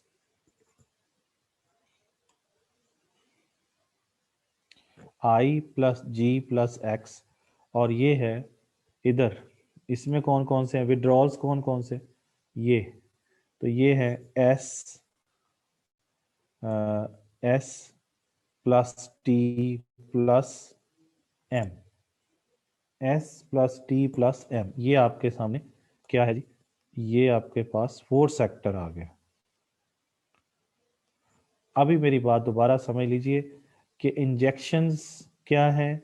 जो सर्कुलर फ्लो के अंदर ऐड होते हैं। जैसे इधर फर्म जो है इसके अंदर ऐड होके 20 रुपए आई आ जाए इधर इसके अंदर, तो ये ऐड होगा। ये मैंने एरो अंदर की तरफ लगाया है, ये एरो बाहर की तरफ है, ये आउट है, ये क्या है? ये इन है। तो सर्कुलर फ्लो में या तो इन होगा या आउट होगा। अगर सर्कुलर फ्लो में इन हो तो उसे इंजेक्शन कहते हैं। अगर सर्कुलर फ्लो से बाहर चली जाए कोई फंड बाहर चला जाए तो उसे हम विड्रॉल कहते हैं या लीकेजेस कहते हैं। और ये सेक्टर्स ऑफ द इकोनॉमी में आपने चेक कर लेना है कि 2 सेक्टर में कितने इंजेक्शन होते हैं। 2 सेक्टर में एक इंजेक्शन होता है जी, ये इंजेक्शन एक है और विड्रॉल भी एक है। अच्छा, अब 3 अपना ये 2 सेक्टर में, 3 सेक्टर में देखें तो आपको नजर आएगा 2 इंजेक्शन है आई और जी, और 2 ही विड्रॉल्स हैं। अच्छा, 4 सेक्टर के अंदर आपको नजर आएगा कि 3 इंजेक्शंस हैं आई, जी और एक्स, और 3 विड्रॉल्स हैं आई, सॉरी एस, टी और एम, ये 3 आपके पास है। तो यानी हर सूरत के अंदर इंजेक्शंस और विड्रॉल्स क्या है? बराबर है। इधर भी बराबर हैं, इधर भी बराबर हैं, इधर भी बराबर हैं। बस आपने ये ज़हन में रखना है कि 2 सेक्टर्स में एक इंजेक्शन एक विड्रॉल, 3 सेक्टर इकोनॉमी के अंदर 2 इंजेक्शन 2 विड्रॉल होती हैं, और 4 सेक्टर इकोनॉमी के अंदर 3 इंजेक्शन और 3 ही विड्रॉल होती हैं। ठीक है, तो ये क्लियर होगी बात। तो इसका मतलब ये है कि इन्वेस्टमेंट जो होती है किसी भी इकोनॉमी के अंदर इंजेक्शन का काम करती है, यानी वो circular flow of national income के अंदर ऐड होती है और वो नेशनल इनकम को बढ़ाती है। और जो गवर्नमेंट स्पेंडिंग है वो भी इंजेक्शन है, और एक्सपोर्ट भी क्या है, इंजेक्शन है। तो इंजेक्शंस क्या क्या होते हैं? इंजेक्शंस इंजेक्शंस क्या कौन कौन से हैं? तो इंजेक्शन जनाब हैं investment, number one. Number two, government spending, यानी ये आई, ये जी। और नंबर थ्री, एक्सपोर्ट्स। एक्सपोर्ट भी किसी भी इकोनॉमी के लिए क्या है, इंजेक्शन है। और जो विड्रॉल है, विड्रॉल्स, ये इंजेक्शंस थे, इंजेक्शंस को हम जे कहते हैं। और ये विड्रॉल्स पे बात कर रहा हूँ, विड्रॉल्स को डब्ल्यू कहते हैं। और वो भी तीन ही है टोटल दुनिया में, एक, दो और ये तीन। एक को कहते हैं सेविंग्स, एस। दूसरे को कहते हैं टैक्सेस, टी। और इंपोर्ट्स, एम। जो बाहर से आप चीजें मंगवाते हैं वो इंपोर्ट, वो क्या है, विड्रॉल्स कहलाती। ठीक हो गया? ये अब आपने ज़हन में रखना है कि इंजेक्शंस कितने हैं और विड्रॉल कितने हैं, और टू सेक्टर में कितने इंजेक्शन होते हैं, कितने विड्रॉल होते हैं, थ्री सेक्टर में कितने इंजेक्शन होते हैं, कितने विड्रॉल होते हैं, और फोर्थ सेक्टर में कितने इंजेक्शन होते हैं, कितने विड्रॉल होते हैं। ये आपने ज़हन में रखना है। अच्छा, अब आप ज़रा देखें तो इस चीज़ को समझें। तो यहाँ तक मैंने आपको ये समझाया है कि इंजेक्शंस और विड्रॉल्स क्या क्या काम करती हैं। अब इसको हम अपनी बुक से मज़ीद पढ़ते हैं, इसको समझते हैं क्या होता है। ये आपके पास किताब है, ये देखिए जी। There are withdrawals from the circular flow of income. और विड्रॉल मैंने अभी आपको समझाया है, सेविंग विड्रॉल है, टैक्स विड्रॉल है, इंपोर्ट विड्रॉल है, यानी S plus T plus M. और इंजेक्शंस क्या है, जो into the circular flow of national income है। ये विड्रॉल क्या है, सर्कुलर फ्लो से बाहर निकल जाते हैं, ये सर्कुलर फ्लो के अंदर चले जाते हैं, यानी इन्वेस्टमेंट, गवर्नमेंट स्पेंडिंग और एक्सपोर्ट। ये तीन वो छः। और ये भी मैंने बताया था, टू सेक्टर में एक इंजेक्शन एक विड्रॉल, थ्री सेक्टर के अंदर दो इंजेक्शन दो विड्रॉल, और फोर्थ सेक्टर के अंदर तीन इंजेक्शन तीन विड्रॉल। अब वो आपको बता रहा है कि विड्रॉल किसे कहते हैं। मैंने अभी आपको बता दिया कि विड्रॉल जो कि circular flow of national income से बाहर आ जाए, और यानी आउट जिसे कहते हैं। और ये जो into the circular flow of national income है, उसे हम इंजेक्शन कहते हैं। ये इन है, ये सॉरी विड्रॉल जो है वो आउट है, और ये क्या है, ये इन है। ये आउट, ये इन। ये देखें, विड्रॉल फिर बता रहा है, movement of the funds out of the cycle of the income and expenditure between the firms and house hold. और इंजेक्शन क्या है, मूवमेंट ऑफ द फंड्स इन। इन बड़ा इंपॉर्टेंट लफ्ज है, इन, और ये आउट। अब ये आपको समझा रहा है कि जी विड्रॉल्स तीन है, तीन विड्रॉल्स हैं टोटल, सेक्टर वाइज नहीं, वैसे टोटल मिलाएं तो तीन है ओवरऑल। एक सेविंग्स है, तो सेविंग किसे कहते हैं, जैसे अभी बताया कि household do not spend all of his their income, they save some and these savings out of their income and withdrawals from the circular flow of national income. ये मैंने अभी आपको करके भी दिखाया था कि सेविंग जो होती हैं वो circular flow of national income से बाहर निकल जाती हैं। ठीक है ना? जैसे 100 रुपये इनकम मिली थी, तो उसमें से 20 रुपये उन्होंने बचा लिए, 80 रुपया खर्च किया, तो 80 वापस फर्म के पास गया, 100 का 100 नहीं गया था। मैंने आपको एग्जाम्पल देके समझाया था। इसी तरीके से जो हाउस होल्ड सेक्टर होता है वो अपनी इनकम सारी की सारी खर्च करता है, तो उसमें से कुछ हिस्सा वो गवर्नमेंट को भी दे देता है, यानी टैक्स की सूरत में। Pay some of their income to the government as taxation. तो taxation cannot be spend by the household. तो टैक्स भी हाउस होल्ड नहीं खर्च कर रहा होता, वो गवर्नमेंट को दे देता है, तो वो सर्कुलर फ्लो में से निकल जाता है। इसी तरीके से जैसे जैसे ये देखें, ये मैंने अभी आपको एग्जांपल दी थी, ये वाली, ये देखें, ये आपको नजर आएगी यहाँ पे, ये कि 100 रुपये कमाया था एक शख्स ने, ये 100 रुपये कमाया था, तो 80 रुपये खर्च किया था। अब यहाँ पे फर्ज कर लीजिए 80 नहीं करता, बल्कि 20 रुपये की सेविंग कर ली थी, इसने किस में से, 100 रुपये में से, 100 रुपये में से 20 रुपये की सेविंग कर ली, फर्ज कर लें 10 रुपये का टैक्स दे दिया, और फर्ज कर लें कि बाहर से भी कुछ चीज़ें मंगवा ली, 15 रुपये की चीज़ें बाहर से मंगवा ली, इंपोर्ट कर ली, तो ये 15 रुपये आपकी अपनी गुड्स एंड सर्विसेज पे खर्च नहीं हुआ, दुनिया की चीज़ों पे खर्च हुआ है, क्योंकि इंपोर्ट का मतलब है आपकी गुड्स एंड सर्विसेज पे अखराजात नहीं, बल्कि फॉरेन गुड्स पे अखराजात किए हैं आपने, तो 15 रुपये उस पर किए, 10 रुपये आपने अपनी गवर्नमेंट को दिए टैक्स की सूरत में, तो 15 और 10 25 और 20 रुपये आपने खुद अपने पास रख लिए सेविंग, तो 25 20 और 10 30 और 40 और 45 रुपये हो गए, 45 रुपये तो निकल गए बीच में से, तो बाकी कितने बचे, 55। तो इसका मतलब है कि जो खर्चा फिर होगा वो कितना होगा, वो होगा 55 रुपये। तो ये देखें अब y और c जो है बराबर नहीं है, तो इसका मतलब ये है कि ये जो पैसा है ये आउट हो गया उसमें से, तो 55 वापस गया फर्म के पास। अब इस 55 में जो है वो i जो है वो क्या है, वो इधर इन्वेस्टमेंट की शक्ल में आया, तो 55 जमा 20 ये दोनों जमा हो जाएंगे, तो उसके बाद फर्ज कर लें कि गवर्नमेंट ने स्पेंडिंग किया जी भी ऐड होता है इधर, तो उसके बाद एक्सपोर्ट, बाहर के लोगों ने आपकी चीजें खरीदी एक्सपोर्ट, तो जी आई और ये आई, जी एक्स और आई ये सारा क्या है, ये इन हो रहे हैं, और इनको फर्ज कर लें कि ये सारा एक्स फर्ज कर लें, 15 रुपए की आपने एक्सपोर्ट की और 10 रुपए का आपने गवर्नमेंट ने खर्चा किया, तो ये फिर 100 हो गया यहाँ पे आके, समझ गए ना बात। तो ये बाहर से जो चीज आ रही है वो एक्सपोर्ट आ रही है जो आपने किया, गवर्नमेंट स्पेंडिंग है जो सर्कुलर फ्लो के अंदर जा रही है, और इन्वेस्टमेंट जो है वो सर्कुलर फ्लो के अंदर जा रही है, इंजेक्शंस हैं जो बाहर से अंदर जा रहे हैं सर्कुलर फ्लो के अंदर, और जो सर्कुलर फ्लो से बाहर जा रहे हैं वो है सेविंग, टैक्स और इंपोर्ट, ठीक है ना जी। तो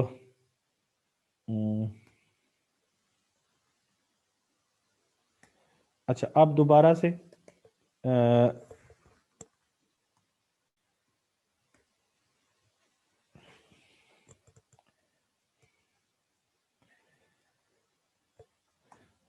अच्छा जी दोबारा से किताब में देखें इसी चीज को,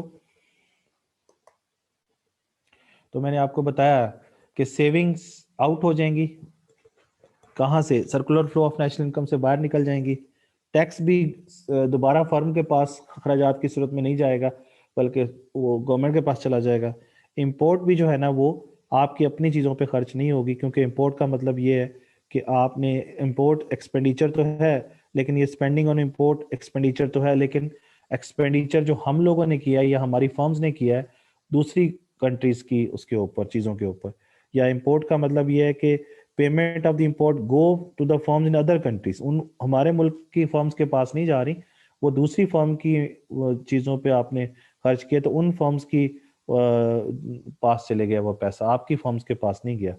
तो इसका मतलब ये है कि spending on imports therefore withdrawal of the funds of a country circular flow of national income, क्योंकि आपकी फर्म के पास तो वो पैसा वापस नहीं ना पहुंचा बल्कि दूसरी ममालिक की फर्म्स के पास चला गया। तो ये तीनों जो हैं सेविंग्स, टैक्सेस और इंपोर्ट जो है ये क्या है, ये विड्रॉल्स हैं, ठीक है ना जी, ये छोड़ दें। अच्छा इसके बाद आगे चलें तो इंजेक्शंस क्या हैं, इंजेक्शंस को जे भी कहते हैं, ये क्या है, ये आपकी सर्कुलर फ्लो के अंदर जा रही हैं चीज़ें, इन्वेस्टमेंट है, इन्वेस्टमेंट कहते हैं इन्वेस्टमेंट इन कैपिटल गुड्स, और यहाँ पर एक इजाफा कर ले न्यू कैपिटल गुड्स लिखना चाहिए, investment in new capital goods is a form of spending on output, investment किसे कहते हैं, जो कैपिटल गुड्स पर आप अखराजात कर रहे होते हैं, और न्यू कैपिटल गुड्स वो होती हैं जिनसे कंज्यूमर गुड्स बनती हैं यानी मशीनें वगैरह, तो इसलिए इन्वेस्टमेंट जो है वो किसी भी इकोनॉमी के अंदर इंजेक्ट हो जाती हैं और circular flow of national income को बढ़ाती हैं, क्योंकि इन्वेस्टमेंट जब बढ़ेगी नई कैपिटल गुड्स आएंगी तो उससे आउटपुट प्रोड्यूस होगी, और आउटपुट प्रोड्यूस होने से आपकी नेशनल इनकम में इजाफा होगा। और इसी तरीके से गवर्नमेंट जब स्पेंडिंग करती है तो वो भी एक इंजेक्शन का काम करती है, सर्कुलर फ्लो के अंदर इंजेक्ट कर रही होती है, और इसमें भी गवर्नमेंट क्या करती है, गुड्स एंड सर्विसेज पे खराजात करती है और वो फर्म्स से खरीदती है चीज़ें, जिससे circular flow of national income में जाती है वो चीज़, और मजीद आउटपुट में इजाफा होता है, और वो उसको खरीदती किधर से है, जाहिर सी बात है टैक्सों से पैसा लेती है या वो बोरविंग करके उससे पैसा ले रही होती है वहां पे। इसी तरीके से एक्सपोर्ट्स, तो एक्सपोर्ट्स जो है वो क्या है, फॉरेन जो है फर्म्स, फॉरेन जो है आपकी जो चीज़ें हैं वो फॉरेनर्स खरीद रहे होते हैं, तो आपकी फर्म्स जो हैं उसको प्रोड्यूस कर रही होती हैं गुड्स एंड सर्विसेज को, और बाहर के लोग आपकी चीज़ों को खरीद रहे होते हैं वहाँ पे। तो एक्सपोर्ट्स क्या है, वो आपकी चीज़ों को, आपकी फर्म की चीज़ों को बाहर के लोग खरीद रहे होते हैं, इसलिए वो भी आपकी सर्कुलर फ्लो के अंदर इजाफा कर रहे होते हैं। यही चीज़ आप यहाँ पे इस टेबल में देखिए, इस ग्राफ में देखिए, यहाँ पे वो बता रहा है कि एक तरफ फर्म्स हैं और एक तरफ हाउस होल्ड हैं। तो फर्म ने क्या किया, फर्म ने हाउस होल्ड को पैसा दिया, इनकम, और हाउस होल्ड ने क्या किया, एक तो ये कि वो खर्च करेंगे, जाहिर सी बात है, या फिर वो क्या करेंगे, या वो सेव करेंगे, या वो टैक्स देंगे, या फिर वो इम्पोर्टेड गुड्स पे खर्च करेंगे। तो ये तीन चीज़ें करेंगे। ये तीनों किस में से निकलेंगी, इस वाई में से निकलेंगे। वाई में से ही वो सेविंग पे करेंगे, वाई में से ही टैक्स देंगे, वाई में से ही इनकम देंगे। वाई का मतलब यहाँ पे इनकम है, तो इनकम में से ही सेविंग करेंगे, इनकम में से ही टैक्स देंगे, इनकम में से इंपोर्ट करेंगे। और दूसरी तरफ जो है वो क्या होगा, जब ये सेव करेंगे तो सेव करके कहाँ पे सेव करना है, जाहिर सी बात है किसी न किसी बैंक में जाके वो पैसा जमा कराएंगे सेविंग, और बैंक वाले जो है वो उसी पैसे को उठा के किसको दे देंगे, इन्वेस्टर को दे देंगे, तो वही इन्वेस्टमेंट की शक्ल इख्तियार कर लेंगी। यहाँ पे बैंक का रोल आ जाएगा, सेविंग जो है वो बैंकों में जाएगी और बैंकर उसको इन्वेस्ट के लिए पैसा देंगे। इस तरह से टैक्सेशन, गवर्नमेंट पैसा इकट्ठा करेगी टैक्स से, और वो गवर्नमेंट के पास जाएगा, और गवर्नमेंट फिर उसी से क्या करेगी, खर्चे करेगी, गवर्नमेंट स्पेंडिंग करेगी। इसी तरीके से यहाँ पे तीन सेक्टर आपको नजर आ रहे हैं, फाइनेंशियल सेक्टर, गवर्नमेंट सेक्टर और फॉरेन सेक्टर। तो फॉरेन सेक्टर में का ताल्लुक इंपोर्ट और एक्सपोर्ट से है, यानी कुछ चीज़ें या तो इंपोर्ट होंगी या कुछ चीज़ें एक्सपोर्ट होंगी। तो ये आपको आई, जी और एक्स, ये इंजेक्शंस हैं, एस, टी और एम जो हैं वो विड्रॉल्स हैं। और यही यहाँ पे शो किया गया है कि economy is set to be in equilibrium when injections is equal to the withdrawals. तो ये देखें, ये इसने 4 सेक्टर के अंदर आपको करके दिखाया, मैंने आपको 2 सेक्टर के अंदर भी इंजेक्शन और विड्रॉल बराबर करके दिखाए हैं, 3 सेक्टर के अंदर भी इंजेक्शन और विड्रॉल बराबर करके दिखाए हैं, और 4 सेक्टर के अंदर भी इंजेक्शन और विड्रॉल बराबर करके दिखाए हैं।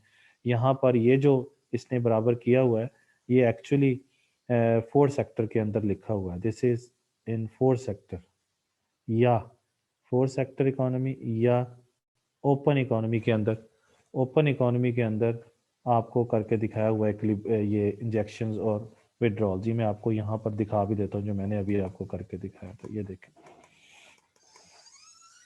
देखें, ये देखें, यही है ना। तो ये देखें, ये investment is equal to saving, ये 2 सेक्टर के अंदर इक्विलिब्रियम हो गया। ये इन्वेस्टमेंट और गवर्नमेंट स्पेंडिंग और saving plus S plus T करके 3 सेक्टर के अंदर, और ये वाला इसने करके दिखाया हुआ है ये आपकी बुक के अंदर, ये वाला यानी I plus G plus X, S plus T plus M, तो ये 4 सेक्टर के अंदर यानी ओपन इकोनॉमी के अंदर। ठीक है जी।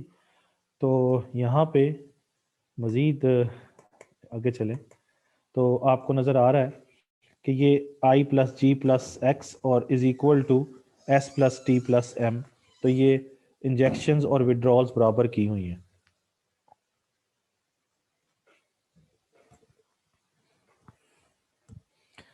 अच्छा जी, अब यहाँ पे मजीद देखिए, यहाँ पे आपको 2 चीज़ें बताई गई हैं कि अगर इंजेक्शंस जो हैं, पहली बात तो ये है कि अगर इंजेक्शन और विड्रॉल बराबर हैं तो इसको हम इक्विलिब्रियम कहेंगे, economy is set to be in equilibrium. लेकिन अगर इंजेक्शंस और विड्रॉल बराबर ना हो, जैसे मैं अभी आपको यहाँ पे करके दिखाई दूं, ये देखें, अगर इंजेक्शंस और विड्रॉल्स बराबर ना हो तो ये इसको क्या कहेंगे, इसको डिसइक्विलिब्रियम कहेंगे। तो उसमें क्या होगा, यानी 2 सेक्टर के अंदर अगर देखें तो इन्वेस्टमेंट जो है वो सेविंग के बराबर नहीं होगी, ये 3 सेक्टर के अंदर आएंगे तो इन्वेस्टमेंट और गवर्नमेंट स्पेंडिंग वो सेविंग और टैक्स के बराबर नहीं होगी। और इसी तरीके से 4 सेक्टर में चले जाएं तो I plus G plus X बराबर नहीं होंगे S plus T plus M के। तो ये मतलब इन तीनों में ये हो रहा है कि इंजेक्शन विड्रॉल के बराबर नहीं है। और अगर ये नहीं है तो फिर इनको क्या कहेंगे, इनको इनको हम डिसइक्विलिब्रियम कहेंगे। ठीक है ना जी। तो अब फॉर एग्जांपल जो इंजेक्शंस हैं वो क्या है, वो मैंने अभी आपको बताया कि इंजेक्शंस जो हैं वो ये 3 हैं, आई प्लस जी प्लस एक्स जो है। और ये एक्चुअली क्या करेंगे, ये आपकी इकोनॉमी की जो इनकम है उसमें इजाफा करने का सबब बनते हैं। तो एक्चुअली ये जो अगर आपके मुल्क के अंदर इंजेक्शंस जो हैं वो विड्रॉल से ज़्यादा हो जाएं, यानी जे जो है वो डब्ल्यू से बढ़ जाएं, तो इसका मतलब ये है कि इंजेक्शन विड्रॉल से ज़्यादा है। तो इंजेक्शन अगर विड्रॉल से ज़्यादा होगा तो आपके मुल्क के अंदर नेशनल इनकम जो है वो बढ़ेगी। और अगर इंजेक्शन जो है वो कम है, विड्रॉल ज़्यादा है, तो फिर नेशनल इनकम क्या हो जाएगी, कम हो जाएगी। क्योंकि इंजेक्ट ही कम हो रही है चीज़ तो नेशनल इनकम कैसे बढ़ सकती है। अगर इंजेक्ट ज़्यादा होएगी, क्योंकि इन्वेस्टमेंट के नतीजे में भी नेशनल इनकम बढ़ेगी, क्योंकि आई बढ़ जाए या जी बढ़ जाए या एक्स बढ़ जाए, इन सब के नतीजे में नेशनल इनकम में इजाफा हो जाएगा। और ये सब बढ़ने का मतलब है कि जे बढ़ जाए। और अगर डब्ल्यू जो है वो बढ़ जाए तो डब्ल्यू बढ़ने का मतलब ये है कि सेविंग बढ़ जाए और टैक्स बढ़ जाए या इंपोर्ट बढ़ जाए। तो इसके नतीजे में डब्ल्यू यानी विड्रॉल बढ़ जाएगी, जिसके नतीजे में नेशनल इनकम कम हो जाएगी। यानी विड्रॉल का नतीजा ये है कि विड्रॉल बढ़ने के नतीजे में नेशनल इनकम कम हो जाती है और इंजेक्शंस बढ़ने की सूरत में नेशनल इनकम में इजाफा हो जाता है। क्यों हो जाता है? उसकी वजह यह है कि जब भी इन्वेस्टमेंट बढ़ेगी तो गवर्नमेंट स्पेंडिंग बढ़ेगी, एक्सपोर्ट बढ़ेगी, तो आपका एक्सपेंडिचर बढ़ेगा। क्योंकि इंजेक्शन का ताल्लुक किससे है? इंजेक्शन का ताल्लुक आपके प्लान्ड एक्सपेंडिचर से है, एक्सपेंडिचर। और विड्रॉल का ताल्लुक किससे है? विड्रॉल का ताल्लुक आपकी एक्सपेंडिचर के बढ़ने से है, उसके कम होने से है उसका, यानी प्लान्ड एक्सपेंडिचर इसमें बढ़ जाएगा। और विड्रॉल के अंदर जो आपका प्लान्ड एक्सपेंडिचर है वो कम हो जाएगा, क्योंकि सेविंग के नतीजे में जब सेव ज़्यादा करेंगे तो एक्सपेंडिचर कम हो जाएगा, टैक्स ज़्यादा लगेगा तो आपका एक्सपेंडिचर कम हो जाएगा। इस तरह जब इंपोर्ट आप ज़्यादा करोगे तो आपका अपनी चीज़ों के ऊपर एक्सपेंडिचर क्या हो जाएगा, कम हो जाएगा। फॉरेन पे तो होगा, लेकिन हम अपनी गुड्स पे बात करें तो ठीक है ना जी। तो इसका मतलब ये है कि जब भी आपका जे डब्ल्यू से ज़्यादा होता है तो इसका मतलब इन अदर वर्ड्स ये है कि आपका एक्सपेंडिचर जो होता है वो आपकी इनकम से ज़्यादा हो जाता है। यानी उसके नतीजे में ये कह लीजिए या ये कह लीजिए एक ही बात। इसी तरीके से जब इंजेक्शंस कम होती हैं, विड्रॉल ज़्यादा होता है, तो इसका मतलब ये है कि आपके एक्सपेंडिचर जो है वो कम होते हैं आपकी इनकम से। ये इसका मतलब ये है। ठीक है, तो थोड़ा सा समझने की ज़रूरत है इन चीज़ों को। कि ये मैंने अभी आपको बताया कि जे ज़्यादा होने का मतलब है कि आप एक्सपेंडिचर ज़्यादा कर रहे हैं। इन्वेस्टमेंट ज़्यादा करने का मतलब गवर्नमेंट स्पेंडिंग, ये सारा एक्सपेंडिचर है। एक्सपेंडिचर बढ़ जाएगा इन्वेस्टमेंट के नतीजे में, इन्वेस्टमेंट बढ़ेगी तो एक्सपेंडिचर बढ़ जाएगा। गवर्नमेंट स्पेंडिंग बढ़ेगी तो एक्सपेंडिचर बढ़ जाएगा। गवर्नमेंट एक्सपोर्ट बढ़ जाएगी तो एक्सपेंडिचर बढ़ जाएगा। लेकिन अगर विड्रॉल बढ़ता है तो आपका एक्सपेंडिचर कम हो जाएगा। ये चीज़ समझने वाली है, इसको समझ लें। ठीक है ना जी। तो इसका मतलब ये है कि जब एक्सपेंडिचर जब जे डब्ल्यू से ज़्यादा होगा तो इंजेक्शन ज़्यादा होंगे, मींस के एक्सपेंडिचर ज़्यादा होंगे इनकम से। तो इसके नतीजे में जो चीज़ क्रिएट होगी एक्सपेंडिचर, यानी इसका अनदर वर्ड्स ये है कि एग्रीगेट डिमांड एग्रीगेट सप्लाई से ज़्यादा होगी और कीमतें बढ़ जाएंगी। कीमतें बढ़ने का मतलब ये है कि आपके मुल्क में इन्फ्लेशनरी गैप होगा। और अगर इस चीज़ पे आ जाए, ये तो वाली स्टोरी तो ये है ना सारी, लेकिन ये वाली जो दूसरी वाली स्टोरी पे आ जाए तो दूसरे वाली स्टोरी ये है, दूसरे वाली स्टोरी में ये होगा कि आपका जब ई वाई से कम होगा तो ई वाई से कम होने का मतलब है कि एग्रीगेट डिमांड एग्रीगेट सप्लाई से कम होगी, जिससे प्राइसेस कम होगी। तो जब प्राइसेस कम होगी तो उसके नतीजे में क्या होगा, डिफ्लेशनरी गैप क्रिएट होगा।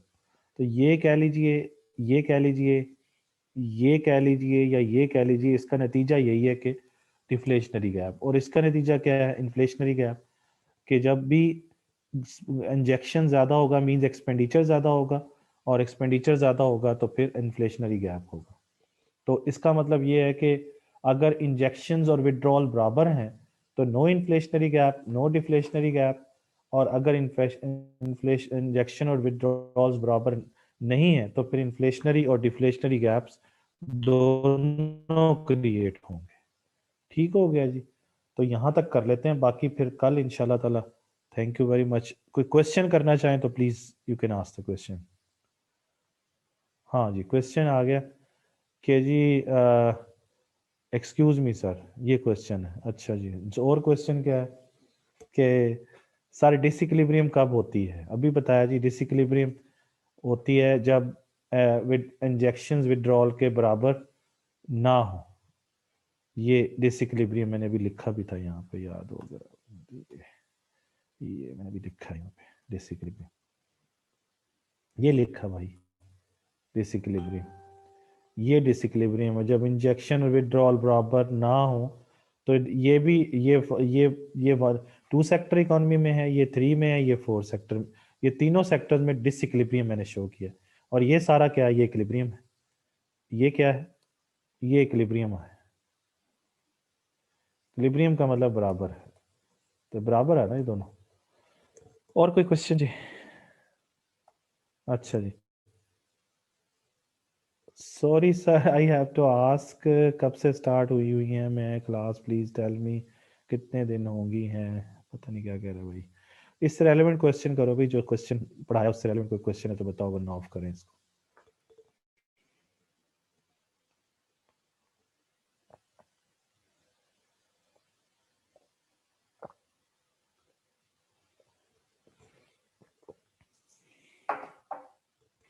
ओके जी, अल्लाह हाफिज़।